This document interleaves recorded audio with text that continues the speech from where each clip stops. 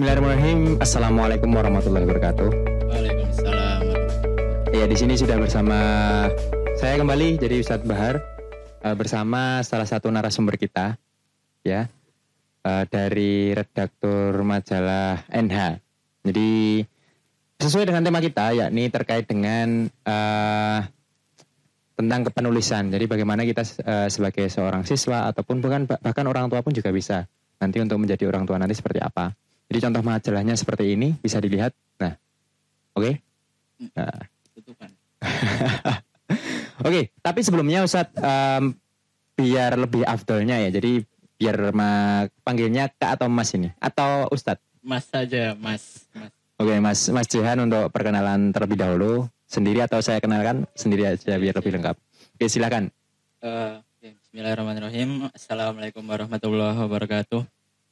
Kurang dengar ya tadi ya. Bismillahirrahmanirrahim. Assalamualaikum warahmatullahi wabarakatuh. Waalaikumsalam warahmatullahi wabarakatuh. Ya, teman-teman semua, nama saya Jihan Umar Sadi. Saya salah satu redaktur dari majalah Nur Hidayah yang tadi sudah Ustadz Bahar. Ini saya manggilnya Ustadz Bahar gitu ya. Boleh. Lah meh Mas ya enggak apa-apa. Ya, soalnya jadi gini, Mas Bahar ini itu kakak tingkat saya yang waktu di kampus dulu, jadi udah deket. Jadi agak aneh kalau manggil Ustadz. Oke. Ya, lanjut ya. Jadi saya itu salah satu redaktur majalah Nur Hidayah. Jadi ada beberapa, nggak begitu banyak sih, tapi ada beberapa, dan saya salah satunya yang megang yang namanya NH Kids, itu yang majalah anak buat TK sama SD gitu. Oke. Kurang lebih gitulah. Jadi aktivitas sekarang untuk bekerjanya di majalah NH. Ya. Kemudian nanti kalau misalkan untuk yang lain nanti bisa ditanya-tanya sendiri terkait dengan status, mungkin bisa. Kemudian alamat. Sukanya mancing-mancing ya Mas Bahar. Kalau alamatnya mana Mas? Alamat. Saya alamatnya di itu Waringin Rejo, Jalan Semen Romo, Gang Manggi 1, RT 4 RW 21, Waringin Rejo, Cemani, Grogol, Sukoharjo. Oh, jadi masuknya Cemani. Berarti Grogol itu berarti Sukoharjo. Oke. Yep. Ada kekhawatiran nggak terkait dengan corona? Loh, tiba-tiba ini nggak ada di skrip ini. Tiba-tiba corona. Enggak, soalnya kan ini kan kita lagi masa-masanya corona itu loh. Jadi kemarin sebenarnya untuk podcast ini sudah lama ya. Jadi saya menghubungi Mas Jihan itu sudah, kalau nggak salah 3 pekan yang lalu. Cuma nggak tahu kenapa kemarin itu ketika saya undang, ayo gaya podcast di rumah. Jadi seperti itu untuk kontennya sedikit oleh Albab. Katanya takut corona. Iya, jadi gini ya, ini manggilnya apa guys gitu. Boleh. Jadi gini, saya takutnya itu keluarnya itu loh, kan sekarang kan udah nggak boleh toh, nggak boleh keluar ya, hati-hati aja. Terus Mas Bahar ini maksa-maksa, terus juga kebetulan saya pun ada kayak kepentingan juga di rumahnya Mas Bahar, nganter barang gitu, ya udah sekalian gitu. Oke. Tapi ya tetap sih masih, bukan takut ya Mas ya, tapi waspada. Hati-hati ya Mas. Waspada sama takut itu bedanya tipis. Ikhtiar. Ini mending kita langsung ke pembahasan utamanya. Okay. Karena kalau misalnya kita bahas corona untuk saat ini tuh seru. Maksudnya seru kan baru terjadi, dan juga kelakuan dari masyarakat itu kadang lucu itu. Kayak kemarin pasien ditolak, jenazah ditolak. Nggak boleh masuk. Kan bekas pasien. Iya. Kemudian lockdownnya itu tidak per kota tapi per kampung. Jadi kan seperti itu. Kadang kalau saya sendiri melihatnya itu ya agak lucu itu, karena mungkin ini baru pertama kali, dan juga panikan masyarakat itu terlalu berlebihan. Ya walaupun panik nggak apa-apa, yang penting nggak boleh berlebihan.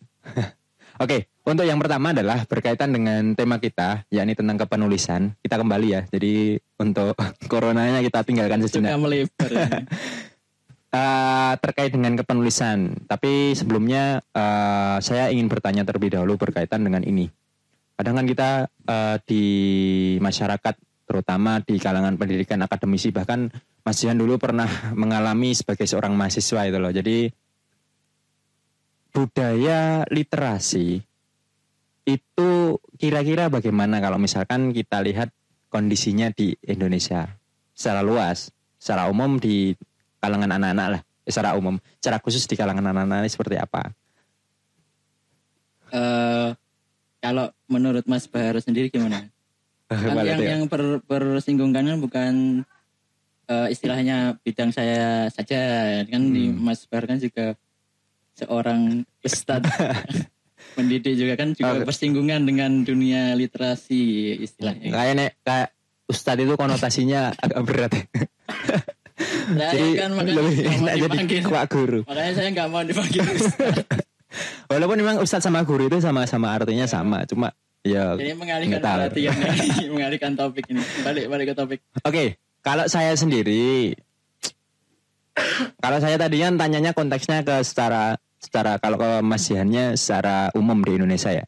Kalau saya konteksnya di anak-anak karena memang setiap harinya itu bergelut sama anak-anak. Jadi memang ya di sekolah saya interaksinya lebih banyak sama anak.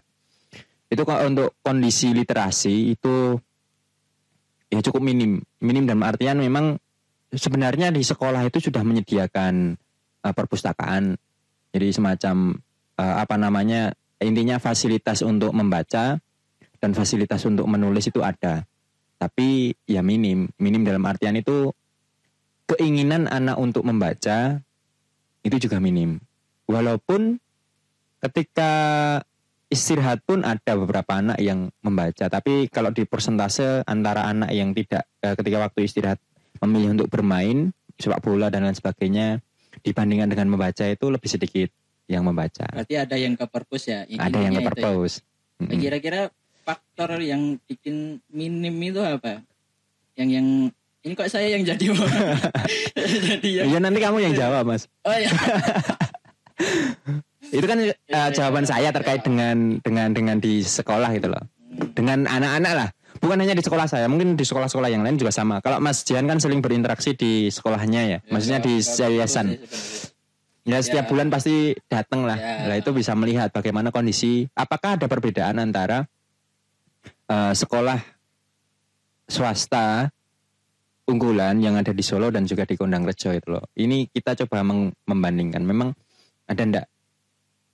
Kalau dari pendapat saya pribadi yaitu sebenarnya malah berkembang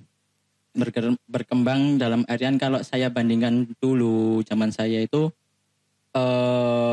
perbedaannya sangat jauh. Jadi kalau saya dulu kan, kalau tadi kan Mas Bar bilangnya di perpustakaan ada orangnya, ada yang emang menyempatkan waktu istirahat terus kemudian baca gitu loh. Maksudnya ke perpus buat baca, bukan buat ngadem mencari AC dan sebagainya. Kalaupun ngadem kayaknya enggak ada AC-nya.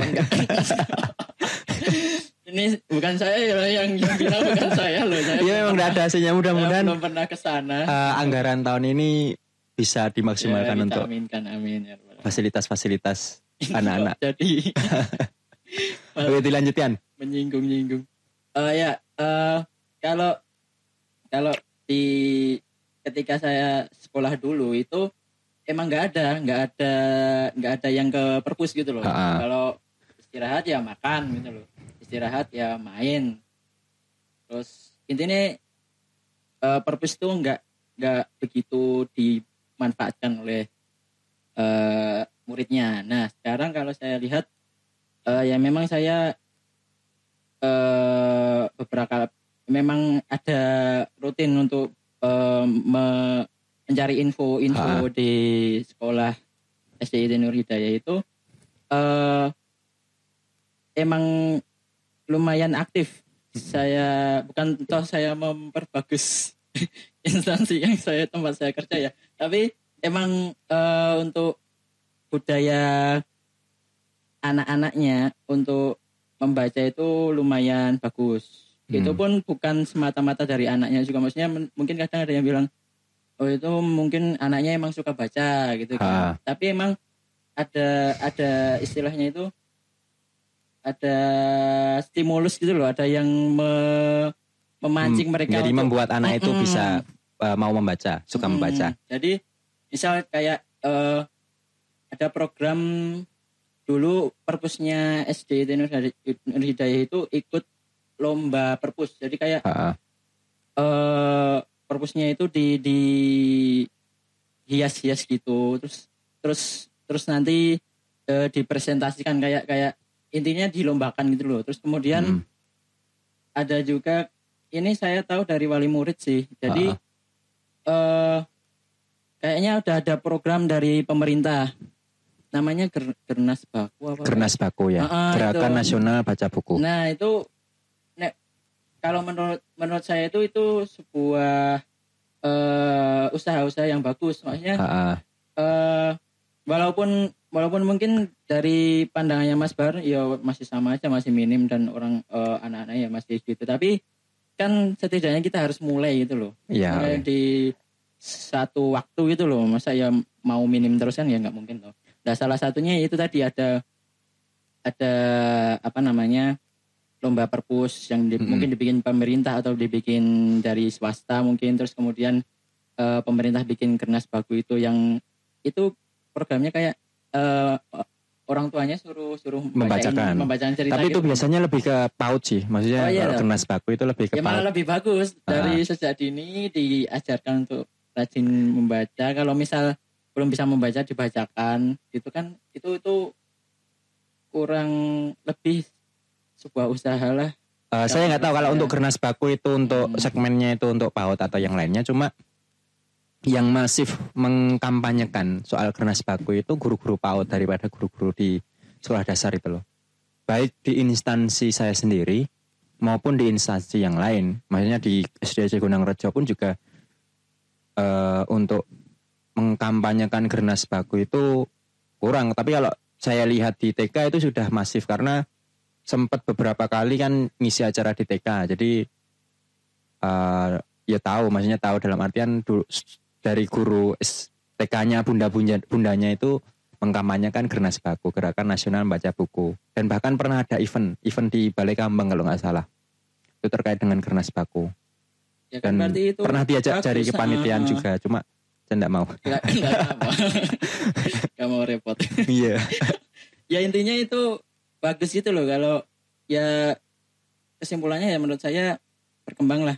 Dan ya walaupun belum merata ya, maksudnya belum banyak yang seperti itu, tapi itu setidaknya udah mulai gitu loh. Oh, berarti intinya kalau misalkan dari apa yang sudah disampaikan lumayan untuk program dari pemerintah, dari kita sendiri, dari anak-anak itu sendiri sudah cukup bagus. Jadi memang untuk perkembangannya ada dukungan, bukan terus istilahnya jaga ke anaknya harus baca tanpa kita juga ada support gitu loh. Harusnya kan saling berkesinambungan, saling bersinergi ya. Sinergi. Oke. Jadi itu terkait dengan Gernas Baku, perkembangan kondisi literasi di Indonesia khususnya ya. Jadi lumayan bagus, program pemerintah juga ada. Kemudian juga dari sekarang kan memang sekolah itu diwajibkan memiliki perpustakaan. Jadi kalau misalkan mau ada akreditasinya itu baik, itu harus memiliki perpustakaan. Masih gedung sendiri termasuk, dan juga buku-bukunya juga lengkap. Termasuk ada usahanya kan. Berarti kan tinggal kita memunculkan budayanya sendiri. Nah itu yang mungkin agak sulit karena saya pernah baca itu dari UNESCO sih. Bukan itu aja. Dari UNESCO itu kan pernah membuat peringkat. Di antara 47 negara itu Indonesia menempati ke 45 atau 46. Intinya peringkat terakhir lah untuk masyarakat yang gemar membaca. Tahun berapa itu? Tahun 2014. Ya nggak tahu kalau misalkan perkembangan antara 2014 sampai sekarang itu 6 tahun ya, apakah bisa langsung menjadi peringkat 1? Itu kan kita nggak tahu. Bisa aja. Tapi memang ya itu karena itu kan dari data yang diambil dari UNESCO. Karena memang beberapa tahun bahkan sampai saya sempat KKN itu daerah Sragen. Saya nggak mau sebut. Tapi daerah Sragen itu memang program KKR-nya itu menghapus buta aksara. Jadi intinya ya masih ada orang-orang yang memiliki buta aksara itu masih di lingkungan Jawa loh.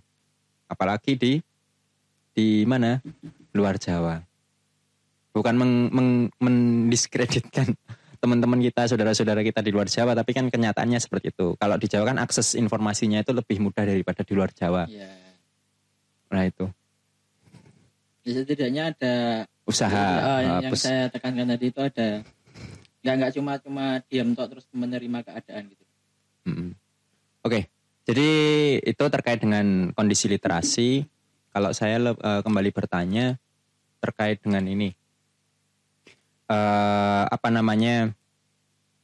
Kita kan mau bergelut di dunia kepenulisan, maksudnya ingin memunculkan anak-anak yang mau membaca, cinta membaca, kemudian juga mau menulis, bukan hanya membaca saja. Kalau membaca kan menikmati produk orang lain, tapi kalau menulis kan menciptakan produk biar dikonsumsi oleh orang lain. Mulai itu, kalau kondisi penulis di Indonesia sendiri itu bagaimana? Maksudnya kondisi penulisan itu? Wah, ini pertanyaannya berat banget ya.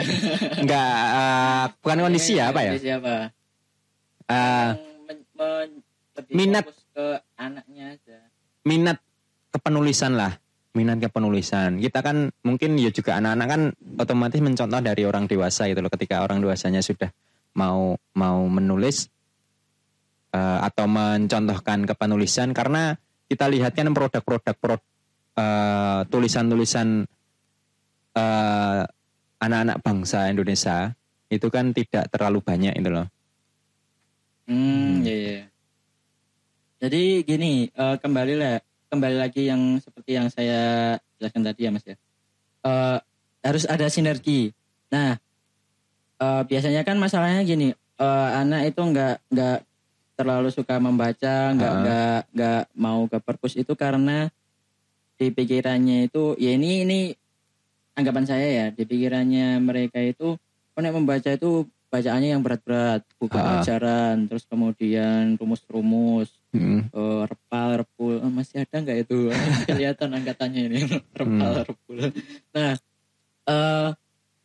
kalau saya menyarankan sih terserah dukungan dari orang tua juga ya. Kalau misal orang tua ingin menumbuhkan minat baca kepada anak-anaknya, nah itu tanya dulu anaknya sukanya apa gitu loh. Kalau boleh cerita dulu, saya itu suka banget baca komik.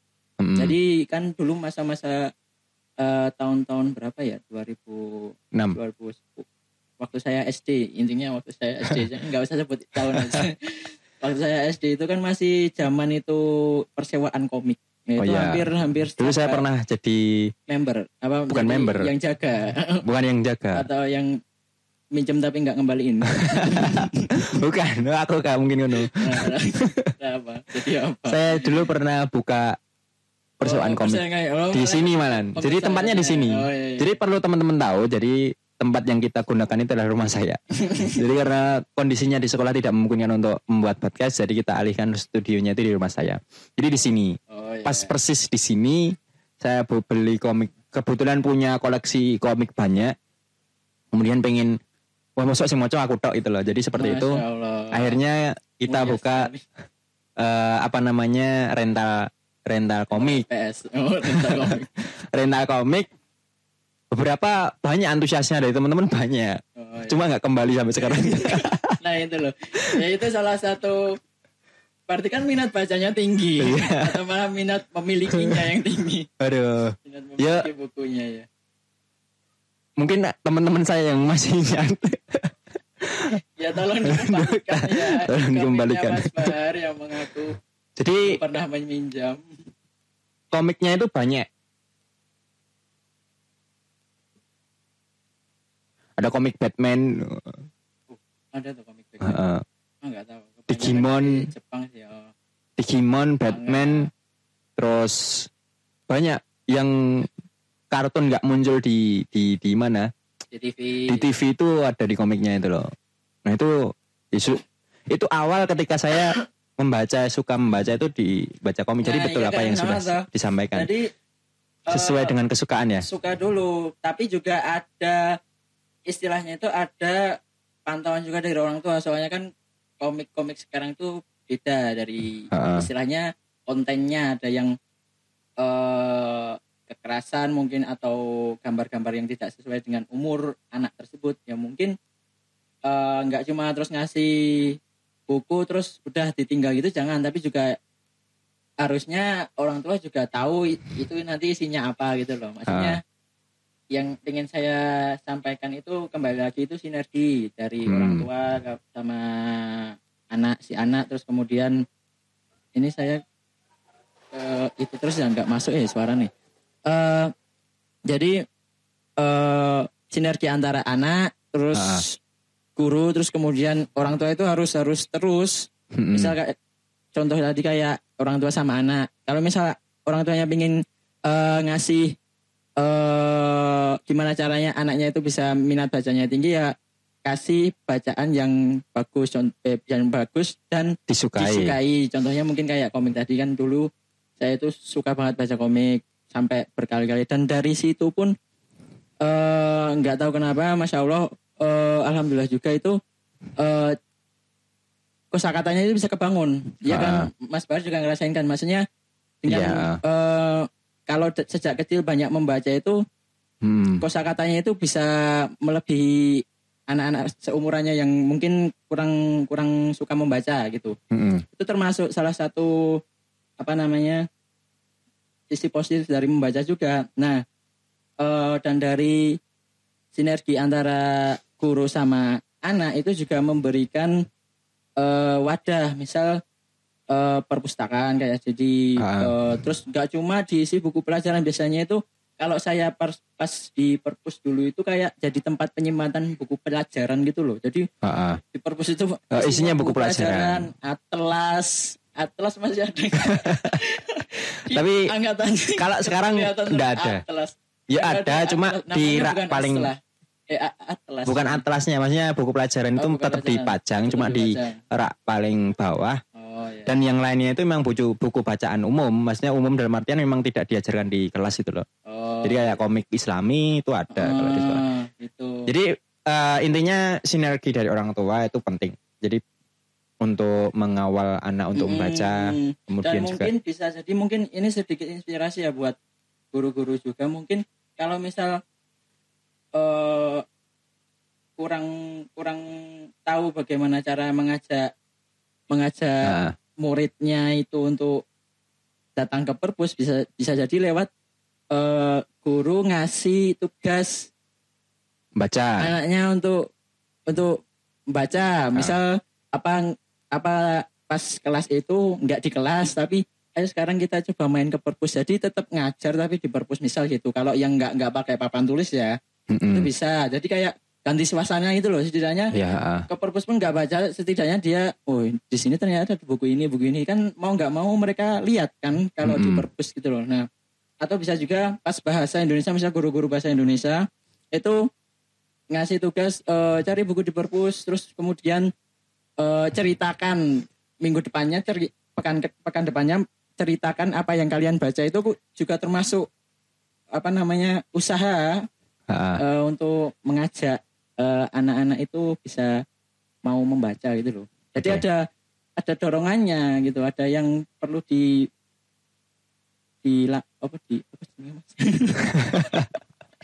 istilahnya di trigger bahasa Indonesia apa itu? Ya intinya itu. Oke, berarti dipancing. Kalau itu dari sisi guru, tadi dari sisi orang tua, dari sisi guru. Berarti kalau misalkan keduanya bisa terlaksana dengan baik, semuanya akan bisa maksimal gitu loh. Ya belum tentu juga.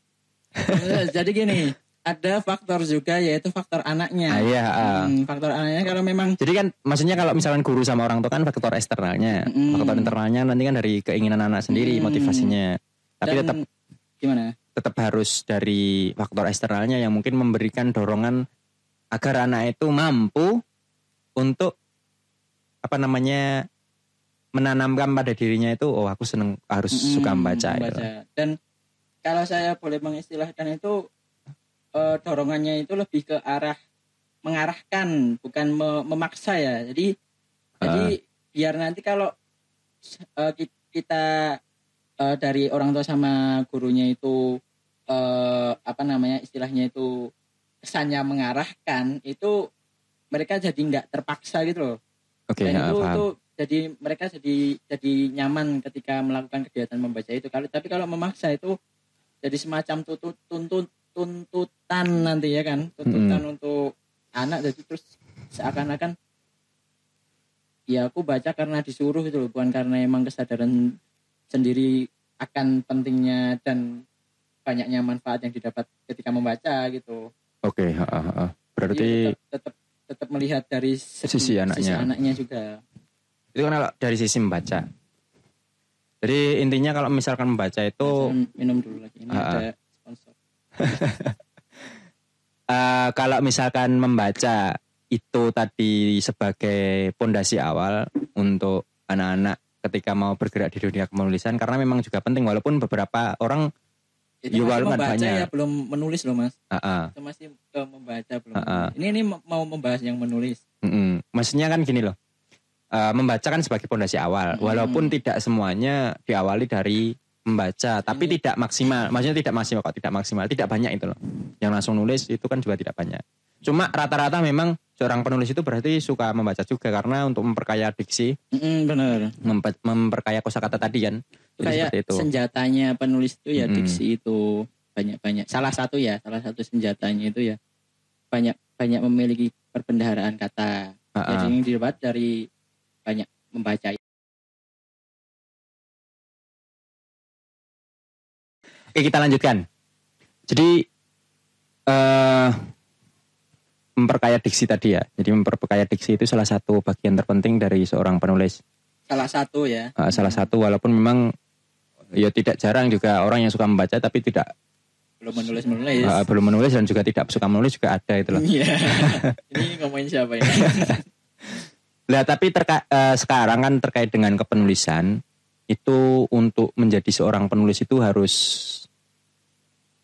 seperti apa? Tadi kan yang pertama stepnya sudah banyak membaca untuk memperkaya diksi. Nah, sekarang untuk yang lainnya, kira-kira untuk jadi penulis bagi anak-anak terutama, karena memang Masya Allah sekali ya untuk perkembangan teknologi saat ini untuk mendukung kepenulisan itu banyak. Tapi jarang dimanfaatkan anak-anak untuk menulis. Biasanya untuk misalkan Instagram kan kita bisa gunakan sebagai platform kita untuk menulis kan. Misalnya kita ambil gambar, bikin caption, kemudian captionnya kan bisa kita tulis tentang apa, puisi lah, tentang narasi atau yang lain sebagainya, itu kan juga bisa. Nah, itu kira-kira yang langkah yang harus dimulai dari anak-anak itu seperti apa selain membaca tadi? Kalau saya pribadi, jujur saya itu fokus perhatian itu ke internal sebenarnya, ke anak. Jadi tanyakan pada diri anaknya dulu ya, buat anak ya kamu ya. Itu suka apa enggak dulu nulis. Maksudnya ketika nulis itu merasa terbebani enggak dulu. Tahu isi hati dulu. Soalnya kalau udah seneng itu insya Allah walaupun nanti mungkin susah ya pas waktu nulis dan sebagainya, mungkin buntu. Terus males itu musuh terbesar sih untuk nulis. Tapi tanya dulu pada diri sendiri ya, yang mau pengen nulis itu emang suka apa enggak gitu loh. Nah kalau misal suka, nanti untuk kedepannya itu ada, kalau saya itu lebih ke mengkhususkan untuk membuat catatan, istilahnya catatan. Ya terserah lewat HP atau lewat buku-buku catatan kecil. Ya.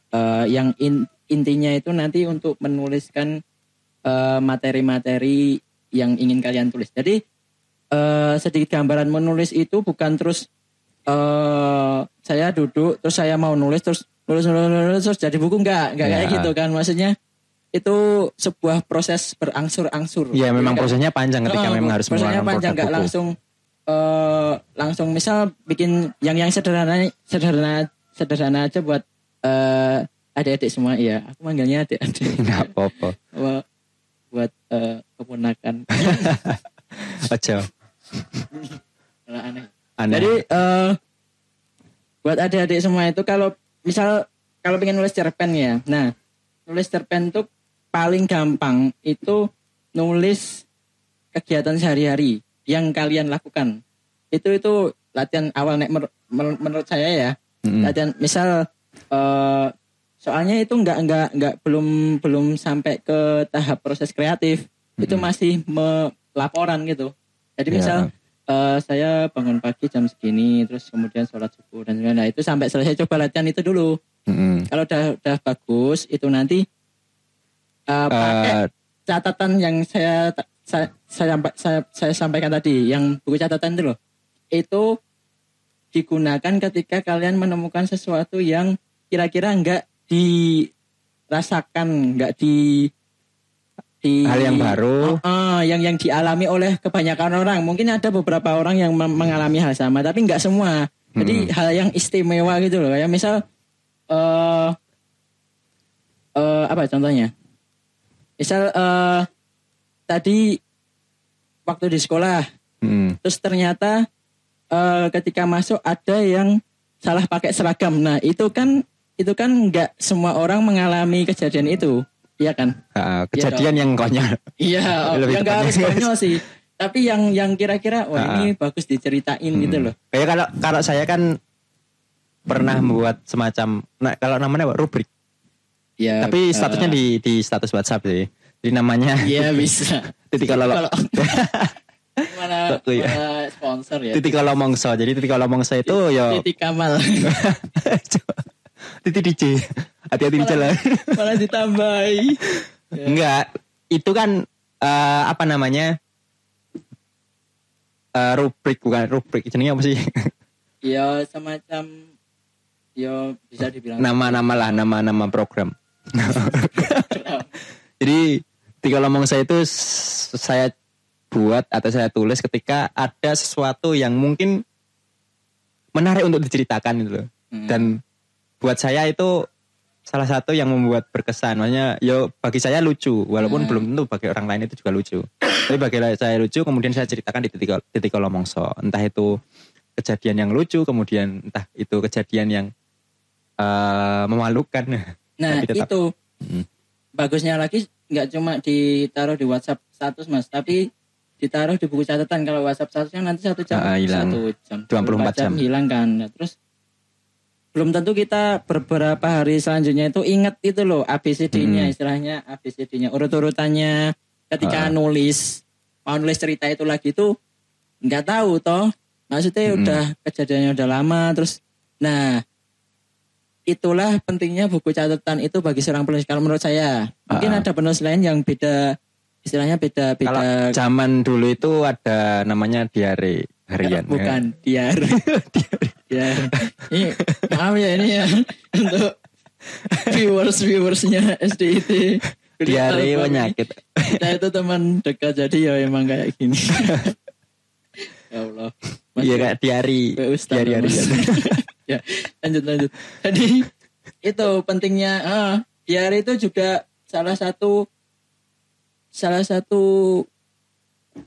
sarana untuk latihan menulis ya diare itu. Jadi itu kan nanti istilahnya itu kayak puzzle gitu kalau saya mengistilahkan. Jadi untuk menjadi sebuah puzzle yang utuh, yang udah nempel-nempel, yang jadi satu buku itu dari potongan kecil-kecil itu. Jadi yang penulis-penulis besar yang mungkin teman-teman semua, adik-adik semua pernah baca itu, yang ngambilnya dari serpian kecil dari kehidupan mereka atau mungkin imajinasi mereka ya. Jadi misal tadi ada yang pakai seragam beda satu, terus kemudian ada mungkin pas upacara ada yang pingsan, biasanya ada ya. Masih ada enggak itu? Masih seteran enggak? Masih ada yang kemarin bukan saya sih. Ya, itu ada yang anak pingsan digotong harusnya dibiarin dulu ini beneran apa enggak. Kalau dia ngelirik-ngelirik berarti dia enggak beneran pingsan. Ada yang itu satu lagi. Nah itu nanti kalau udah misal pembahasannya misal tentang kehidupan sekolah ya kan, biasanya kan adik-adik kan lebih suka bermain, lebih istilahnya lebih kegiatannya lebih variatif di sekolah ya. Nah itu kalau udah dapat banyak itu, nah terus nanti tinggal digabungin, di link istilahnya dikasih jembatan biar jadi satu kesatuan yang utuh yang membahas pengalaman kalian ketika di sekolah. Nah yang susah itu yang nyambung-nyambungannya itu kalau kalian udah pro ya, kalau udah pro nanti udah bisa insya Allah bisa nyambung-nyambungin terus kemudian jadi satu cerita yang utuh, yang panjang itu, yang kayak yang udah jadi buku-buku itu. Oke, jadi berarti konsepnya seperti itu. Tips yang yang kedua ya berarti ya, membaca, kemudian yang kedua adalah membuat buku catatan. Jadi yang pertama itu banyak-banyak membaca, kemudian dan tentunya itu dibentuk dari sinergi tadi. Kemudian yang kedua, kalau emang mau nulis itu yang kedua harus dilihat dari kalian bertanya pada diri sendiri apakah emang suka nulis gitu loh. Soalnya kalau nulis itu emang butuh ketekunan, kalau emang suka insya Allah nanti bisa walaupun capek, walaupun males, nanti bisa terus lanjut nulis, insya Allah tekun nulis. Kalau udah bertanya pada diri sendiri, yang ketiga itu nyiapin buku catatan. Itu penting menurut saya, itu kayak vital kalau menurut saya. Soalnya kalau nggak dicatat, kalau kalian dapat ide terus kemudian cuma mengandalkan ingatan aja, itu mungkin nggak lama. Dan kalau mungkin bisa hafal tuh nggak detail gitu loh. Soalnya emang ingatan kan kadang langsung lepas gitu ya. Mungkin tadi ingatnya waktu saya contohkan yang seragam tadi. Misal waktu hari hanya tahu dia salah pakai seragam, soalnya harusnya mungkin hari Senin ini pakainya seragam ini, ternyata dia pakai seragam hari Rabu. Nah kemudian besoknya lagi kalian mungkin lupa, loh dia itu dulu emang salah seragam tapi nggak tahu seragamnya itu seragam yang dipakai hari apa. Nah terus lewat lagi lupa lagi kan sayang. Itu istilahnya materi menulisnya itu kalau nggak langsung dicatat sayang, eman-eman gitu loh. Oke, berarti tadi tips-tipsnya kan, maksudnya terkait dengan nyatet, dan memang untuk menulis itu perlu latihan ya tidak? Seperti itu. Latihannya dengan membuat catatan tadi itu bagian dari latihan juga. Dan kadang kalau teman-teman atau anak-anak semua kan bisa gambaran semua orang itu penulis itu ya sing nulis novel, sing nulis buku, padahal bukan hanya itu. Jadi nulis skrip itu juga bagian dari keterampilan menulis. Misalkan film dan lain sebagainya itu kan juga kadang diambil dari cerita yang keseharian atau cerita orang lain yang menyaksikan kita, kemudian kita tulis dan kita ubah menjadi cerita film. Jadi kan seperti itu. Kayak film-filmnya yang bagus, misalkan film-film yang menginspirasi itu kan juga berawal dari pengalaman pribadi juga, kayak Laskar Pelangi dan juga Sang Pemimpi, itu kan juga berawal dari memang apa yang sudah ditemui seorang penulisnya, kemudian dijadikan novel, kemudian setelah novel difilmkan. Jadi seperti itu. Kalau seperti yang sudah saya sampaikan tadi ya, kalau misal adik-adik semua pengen menulis itu mungkin awalannya itu nulis keseharian dulu, itu insya Allah paling gampang sendiri. Jadi dari pagi sampai tidur itu bisa langsung istilahnya melatih kalian menghubungkan dari satu peristiwa ke peristiwa yang lain. Itu insya Allah bisa latihan dari situ. Kalau udah istilahnya udah mahir, maksudnya nyambungin kata-katanya dan sebagainya, insya Allah nanti bisa lanjut ke yang lebih rumit lagi itu. Oke. Jadi itu terkait dengan kepenulisan. Jadi banyak sekali sebenarnya platform yang kita tersedia, terutama untuk zaman sekarang. Anak-anak sekarang kan lebih dienakkan dengan media. Kita bisa menggunakan Facebook sebagai media kita untuk nulis, kemudian kita bisa menggunakan blog, WordPress dan lain sebagainya sebagai untuk media kita untuk nulis. Dan kita bisa menggunakan bahkan sampai status WhatsApp pun itu kita bisa gunakan sebagai media itu loh. Walaupun memang kalau status WhatsApp kan sifatnya temporer, maksudnya temporer itu setiap 24 jam sekali pasti hilang gitu loh. Instagram juga bisa kalian gunakan. Dan kalau saya sendiri untuk saat ini memang belum nulis sesuatu yang di Instagram pun juga lebih materinya ke video sih, yang saya kedepankan video. Jadi belum ke secara tulisan sifatnya naratif atau yang lain sebagainya memang belum. Tapi insya Allah juga pertama lewat cerita-cerita pendek dulu, maksudnya kejadian yang saya alami pada hari itu dan saya anggap itu sebuah kejadian yang sangat menarik saya ceritakan dan juga cukup konyol. Biasanya saya suka kejadian-kejadian yang konyol saya ceritakan, walaupun memang menurut saya lucu, walaupun menurut orang lain itu belum tentu lucu, tapi yang jelas itu yang menurut saya agak lucu tak tulis. Tuh kayak di sini kan semuanya buku. Kalau ada yang tanya, ini udah dibaca semua? Ya belum dong. Katanya itu saya pernah baca itu membeli buku dan membacanya itu dua hal yang berbeda. Jadi dua macam hobi yang berbeda. Nggak bisa disatukan. Buku ini ya memang kalau ada yang bertanya tadi ya sudah dibaca semua? Ya belum. Ya belum karena apa? Saya percaya kalau suatu saat nanti itu saya akan butuhkan. Tahu kapan. Ketika saya membutuhkan itu mudah untuk mencari. Misalkan, referensi sejarah, cari buku. Kalau saya suka baca bukunya itu buku sejarah. Seperti itu. Jadi langkah pertama adalah kalian harus cinta membaca terlebih dahulu, kemudian cinta menulis, kemudian perlu ada sinergi antara orang tua dan juga guru terutama. Karena mungkin yang bisa memotivasi anak itu lebih ke guru kalau di sekolah ya. Kalau di rumah itu kadang orang tua curhat, wah anakku manutnya harus guru deh. Jadi kayak gitu. Ya gak tahu kalau di rumah kan tipe anak beda-beda. Kemudian yang kedua adalah latihan menulis dengan membuat catatan kecil. Kemudian juga membuat media-media yang lain yang kalian gunakan saat ini. Misalkan Facebook dan lain sebagainya. Sebagai media untuk menulis. Dan terutama ya harus banyak membaca tadi sih. Karena itu sebagai perbendaharaan diksi, kemudian perbendaharaan kosakata. Itu mungkin yang akan kita bahas kali ini sudah selesai.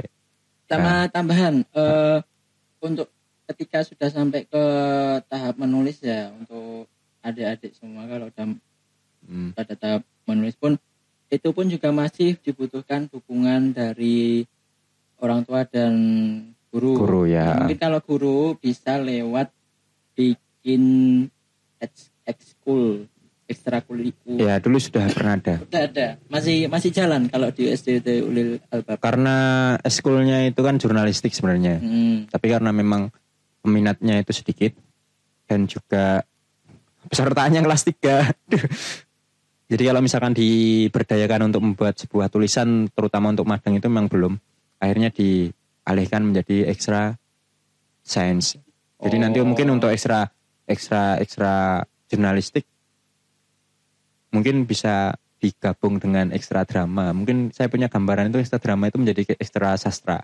Oh ya bisa. Jadi intinya itu enggak cuma terus kita mengharapkan untuk yang orang tua ya, untuk yang orang tua itu enggak cuma terus mengharapkan anak saya suka inginnya suka membaca terus kemudian menulis terus, tapi kita itu enggak ada peran untuk ke sana itu. Kita enggak ada arahan untuk ke sana gitu loh.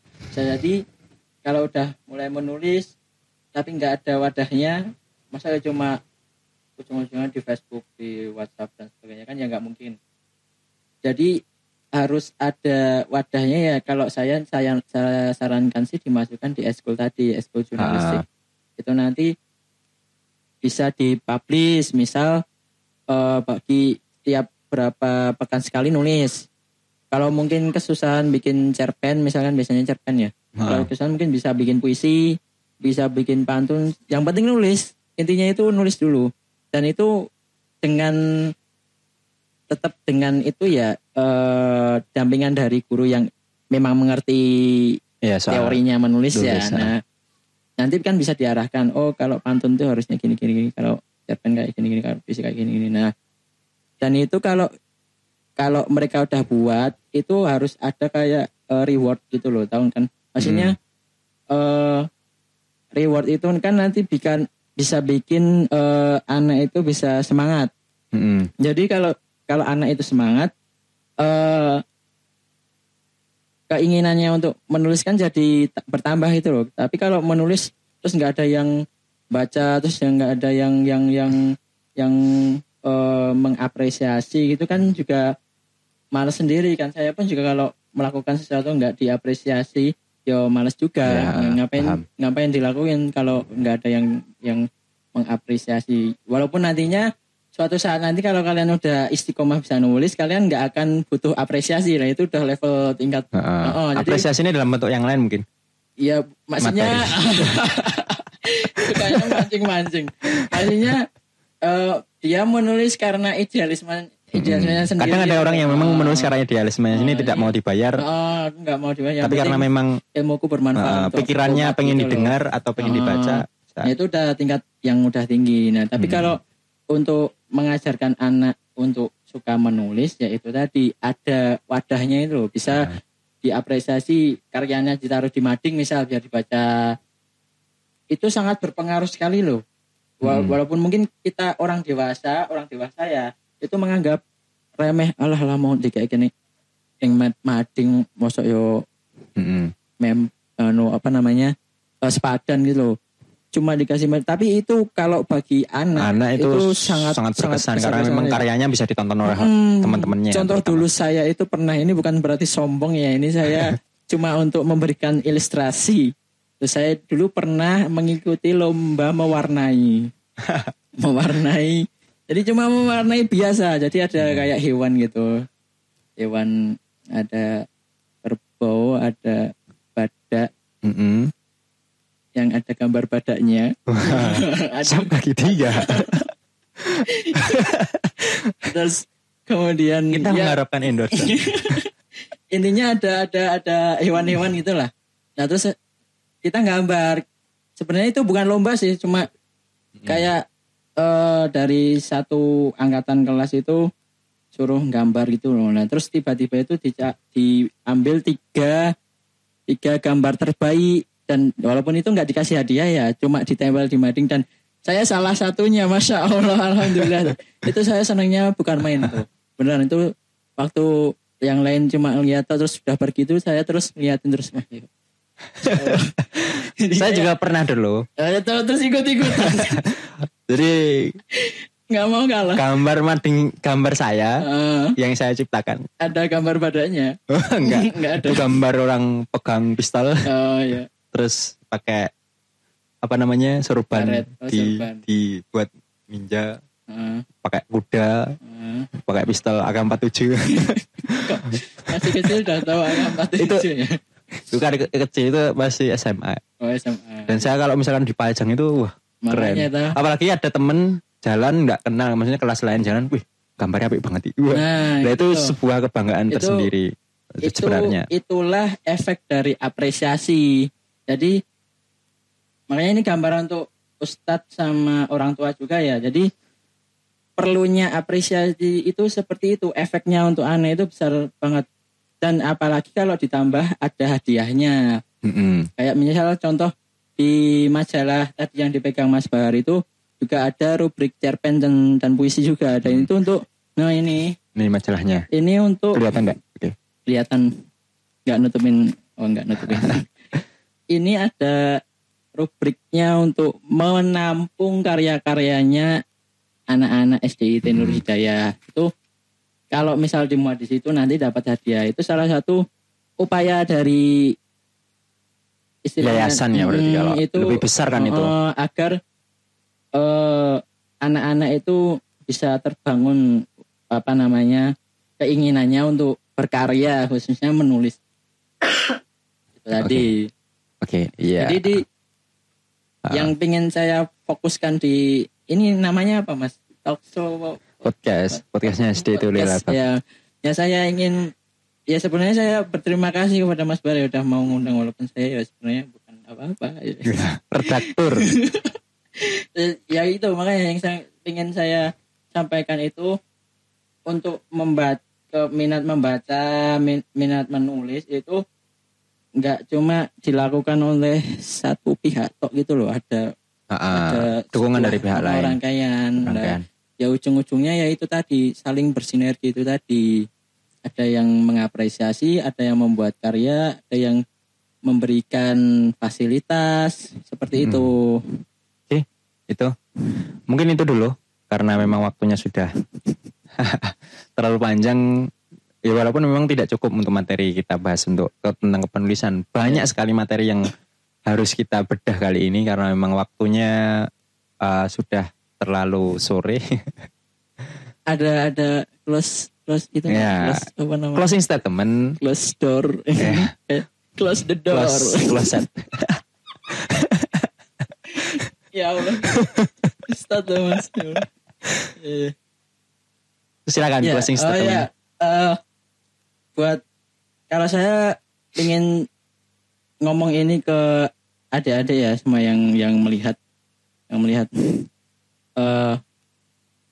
kalau memang adik-adik itu suka nulis itu ya harus diperjuangkan gitu loh. Nggak cuma ya saya nulis, tapi ya tetap ya saya suka menulis dan saya akan menulis gitu loh, dan saya menulis gitu loh.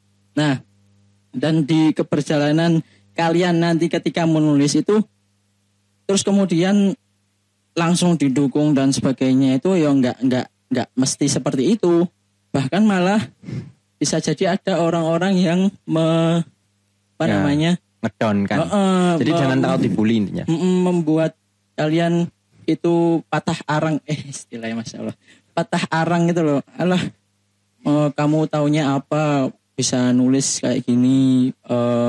Intinya malah membuat kalian tuh jadi ya udahlah putus asa gitu. Mungkin bisa jadi ada, dan kalaupun ada ingat selalu ya di antara orang-orang yang bermimpi ketika mereka menginginkan sesuatu, ketika mereka bermimpi dengan mata tertutup dan kemudian tertidur, jadilah orang yang bermimpi dengan mata terbuka kemudian mewujudkannya. Insya Allah keren banget ya. Keren sekali. Nah, itu loh. Intinya kalau kalian bermimpi itu ya nggak cuma terus bermimpi toh, pengen jadi penulis. Ya udah terus nggak ada usahanya ya, jangan gitu. Tapi kalian berusaha lah walaupun banyak orang yang membuat kalian putus asa. Jadi jangan takut dibully, tetap percaya diri, dan juga kita sebagai pihak yang mendukung anak-anak bisa mengapresiasi. Mungkin itu yang dapat kita sampaikan kali ini, kurang lebihnya mohon maaf. Mudah-mudahan kita bisa susul dengan podcast selanjutnya, dan doakan semuanya agar podcast ini itu bisa istiqomah dan bukan berhenti di 2 episode, tapi bisa berepisode-episode dan memberikan kemanfaatan bagi orang tua, bagi anak sendiri, dan bagi khalayak umum juga. Karena memang kita platform yang kita gunakan adalah YouTube, lebih luas seperti itu. Mungkin itu dapat kami sampaikan, kurang lebihnya mohon maaf. Wassalamualaikum warahmatullahi wabarakatuh.